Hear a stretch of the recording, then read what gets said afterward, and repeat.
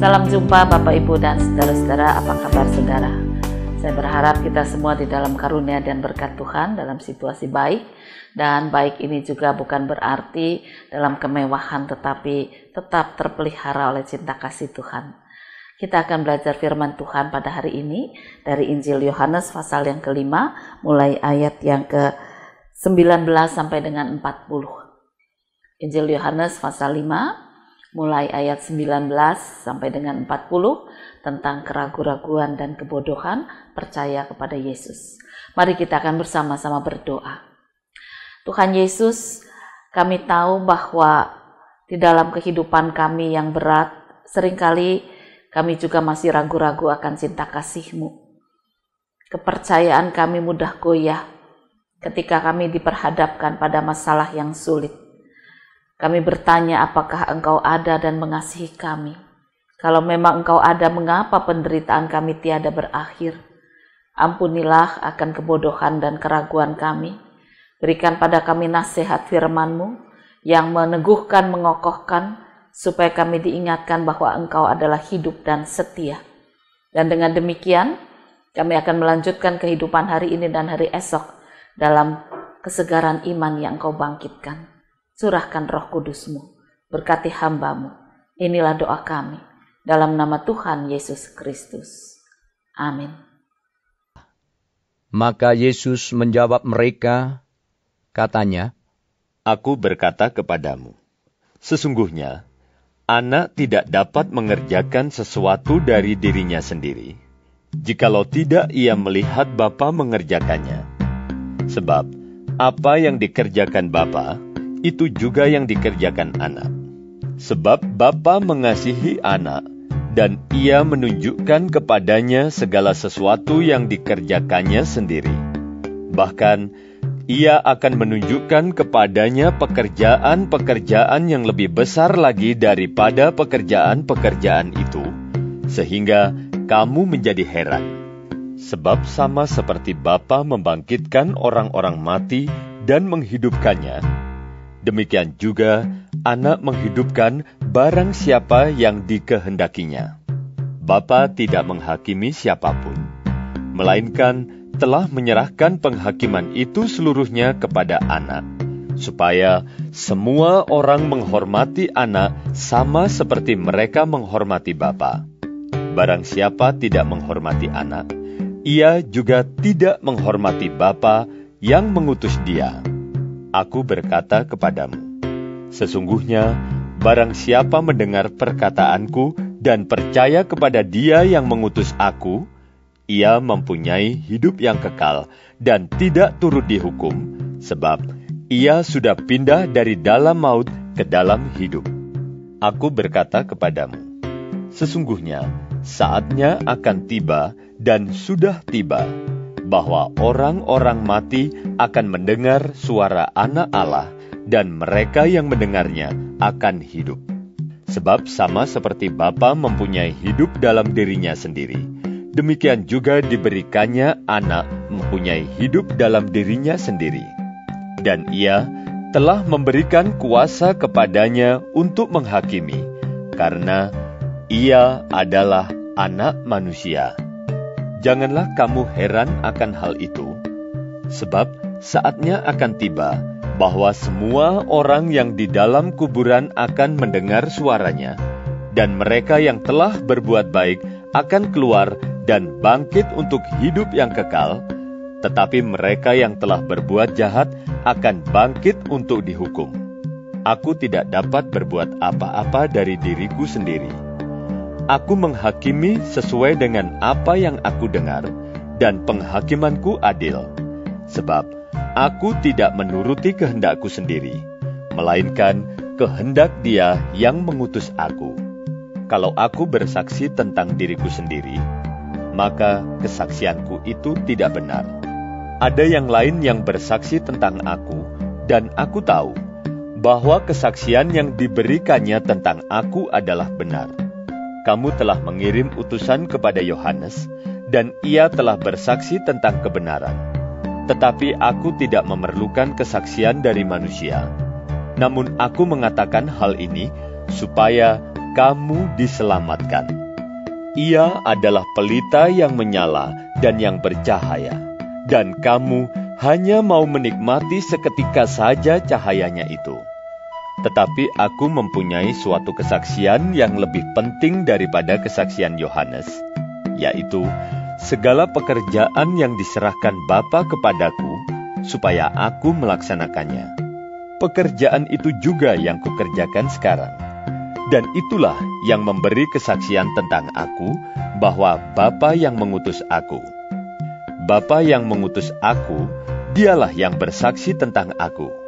Kamu tidak pernah mendengar suaranya, rupanya pun tidak pernah kamu lihat, dan firman-Nya tidak menetap di dalam dirimu, sebab kamu tidak percaya kepada Dia yang diutusnya.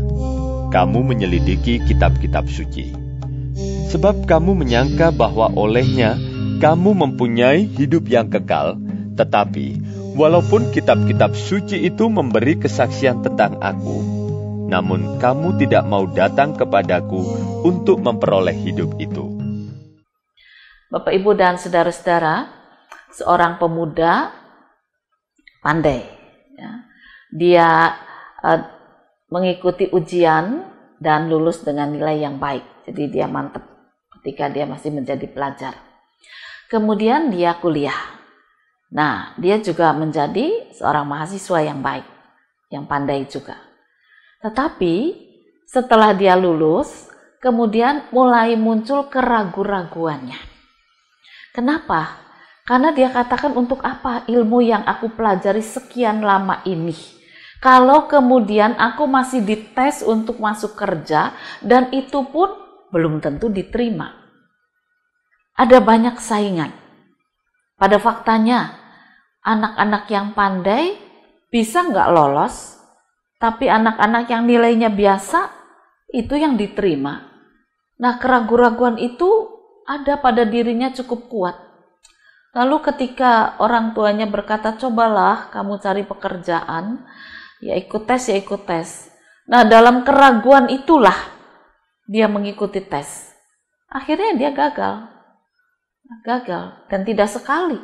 Karena dia tidak mau meyakini bahwa kepandaian yang ada pada dirinya itu sebagai karunia, dan kalau itu memang betul dipergunakan dengan baik, dia bisa berhasil. Nah, ketika dia menjadi siswa dan mahasiswa, dia percaya dirinya tuh pandai. Karena itu dia berhasil baik. Tapi ketika dia mau bekerja, faktanya memang begitu ya. Ada orang-orang dengan nilai baik nggak diterima, tapi yang nilainya biasa diterima gitu.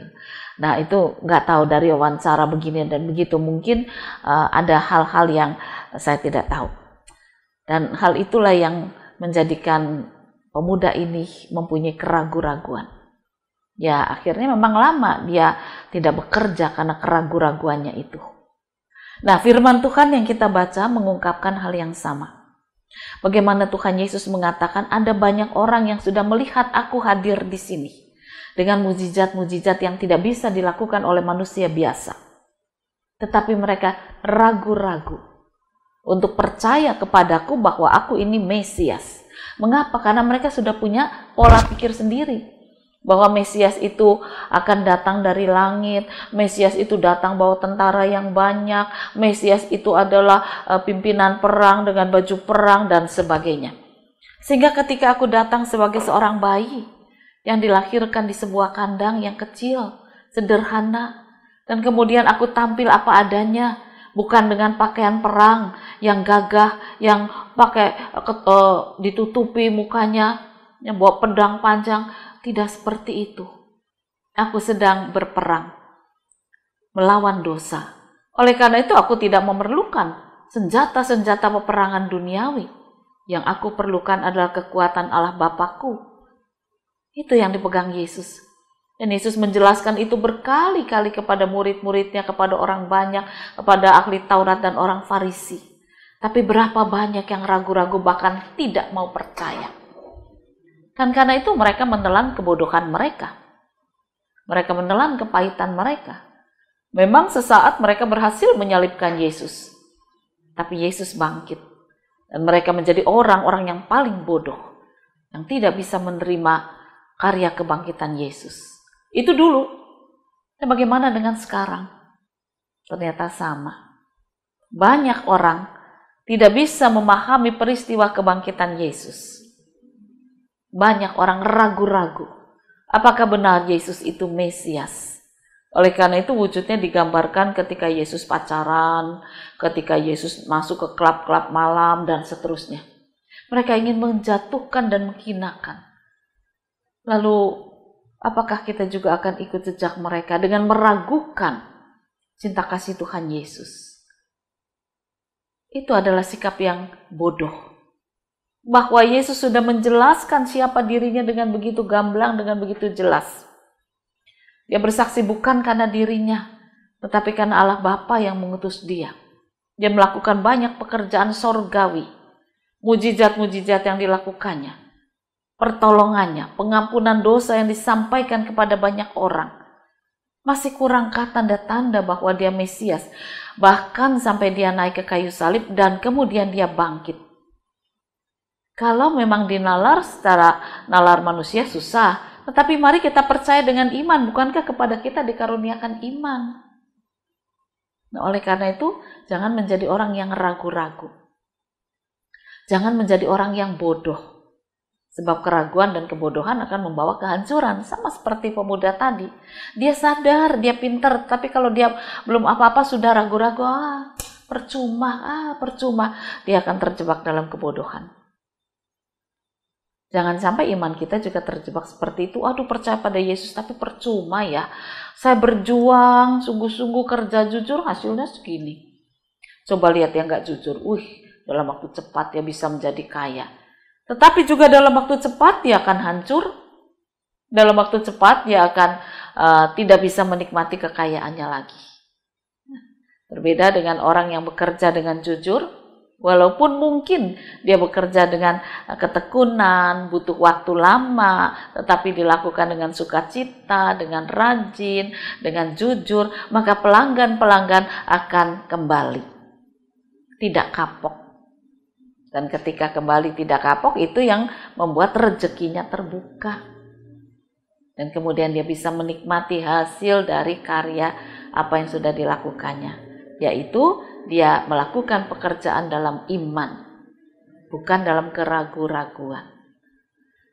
Ketika seorang ibu harus berpikir bagaimana menambah hasil pendapatan untuk mencukupkan kebutuhan keluarga, dia diingatkan akan sebuah resep kuno peninggalan neneknya untuk bikin semacam kue gitu ya. Awalnya dia memang ragu-ragu, bisa enggak ya? Tapi kemudian dia berkata, saya harus coba. Nah ini bagus ya. Keraguan-raguannya dibuang. Saya harus coba. Dia coba beberapa kali akhirnya berhasil. Dan setelah berhasil dia juga tidak langsung jual. Tetapi dia coba promosikan. Dia bagikan kepada teman-teman. Sampai akhirnya dia katakan, baik. Saya sudah cukup mantap. Saya tahu bahwa saya mampu dan saya bisa.